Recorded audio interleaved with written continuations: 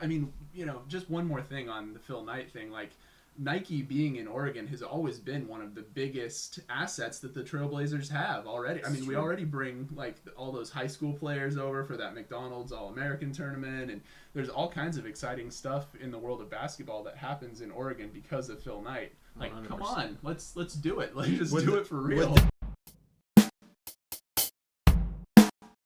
The Portland Trailblazers were the top headline on ESPN this week when Nike owner Phil Knight made an offer to buy him for over $2 billion. Almost immediately, the Blazers announced that the team was not for sale, which I think is probably just a little bit of hardball being played by Miss Jody Allen.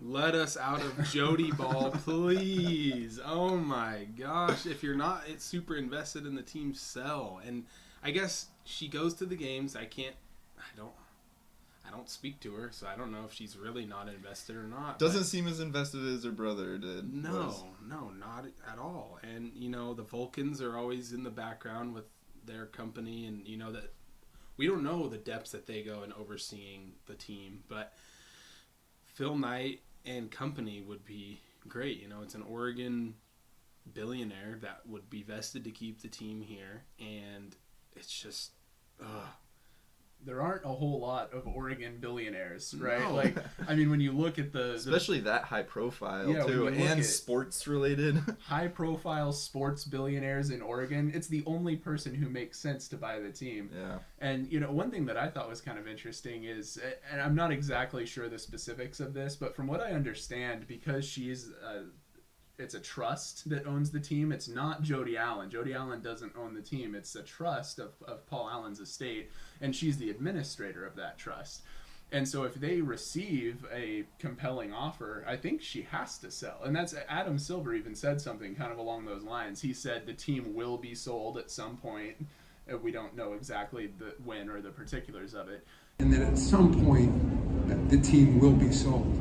It's just hard to imagine. I mean, they could go through a whole bidding process if they want to, and that would probably be fine. But at the end of the day, I think Blazer fans want Phil Knight. Think of what he's done for the Ducks the last 10 to 20 years or even longer. He's like completely revolutionized like all of their sports programs, basically pumped like hundreds of millions, if not billions of dollars into their basketball and football programs. It's like, yeah, it would be a blessing for the Blazers and Blazers fans. You spoke to it. He'd be a big spender. Mm-hmm. The whole ownership group, it looks like, the owner of the Dodgers was another member of that ownership group. They like to spend if you're going to put out a good product. Guess what?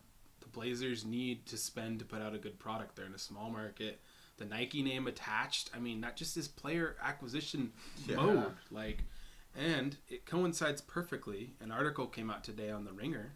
Kevin O'Connor, under Section 5 of this article, which is titled 7 NBA Observations on the Jazz Drama, NBA Finals, and More. Section number 5, literally the title of the section is The Blazers Want a Star. Okay? What kind of an owner is going to go for a star? One that's willing to spend for a winner. Yeah. So, I mean, the names listed in this article include players like Bradley Beal and Zach LaVine, and Fitz, I don't know. We're not talking about Fitz. As long as we're swinging for big fish, right? Jeremy Grant, obviously, we've talked about it on this pod before. Miles Bridges, who I am a fan of. Another name that they bring up is John Collins.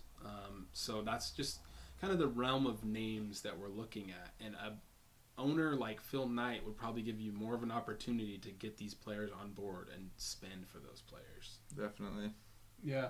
I mean, I think that someone like John Collins, could be a total game changer, but I think that's maybe getting kind of toward the bottom of what I would consider an acceptable, for sure, an acceptable player to go for. Like, I think it would be great if we could swing for someone even a little more exciting than that, and I think that is something that a new ownership group could bring in. I mean, just one more thing on the Phil Knight thing, like, Nike being in Oregon has always been one of the biggest assets that the Trailblazers have already. I mean, we already bring like all those high school players over for that McDonald's All-American tournament, and there's all kinds of exciting stuff in the world of basketball that happens in Oregon because of Phil Knight. Like, 100%. come on, let's do it. Let's just do it for real. Would there be drama with Damian's Adidas endorsement though? No. Would Phil be like, "You gotta drop that, man. You gotta drop that"? He might try to convince him, but that's all kind of above Yeah. the fray.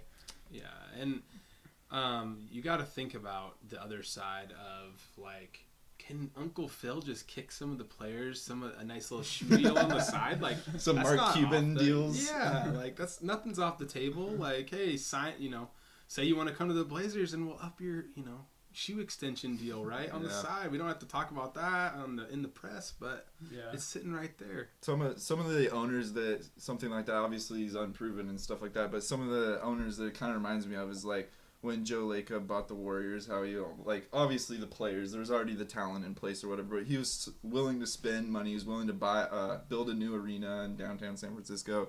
He's been willing to spend a lot of money. And then Cuban is another example of just like a well-known kind of celebrity billionaire that has been willing to spend, been willing to be very player-friendly and stuff like that. I think that there's a chance that that's what Phil would give the Blazers as owner. Jody, don't make me make another plea to the camera, because now is the time. We have some problems on set. I think that's a sign right there. Yeah. That Jody, you need to listen. That's the Jody Allen ownership just falling to the ground. We get symbolism on this show, okay? Yeah. We got the visuals. That was purposefully timed right there. So the comment of the week was from one of our viewers, KJ Boyce, and he had a little bit of a plan to build the Blazers. He wanted to trade our 7th pick for OG Anunoby, who we've definitely talked about on this podcast before, definitely one of those names. Sign and trade Anthony Simons for Jeremy Grant. Use Nurk's bird rights, and that would give us a starting 5 of Lillard, Hart, Anunoby, Grant, and Nurkic. And it seemed like he thought that like Anthony and Damian are just never going to be able to play together, right? Yeah. Like he thinks that that's going to be kind of the same problem that we had with Dame and CJ, which, I mean, it's not a crazy thought. Like there are some similarities there, but, we've talked about it. Ant is definitely a lot more athletic and a better defender than CJ ever was for us. So I like the end result lineup in terms of the starters, right? Mm-hmm. To me, is that the best use of your assets? I mean, Anunoby, Grant, they're long defenders. Hart's a good defender, so you're flanking Dame with good defenders. It kind of reminds me of like upgraded versions of like Harkless and Amino, which is the team that we made the deepest playoff run with.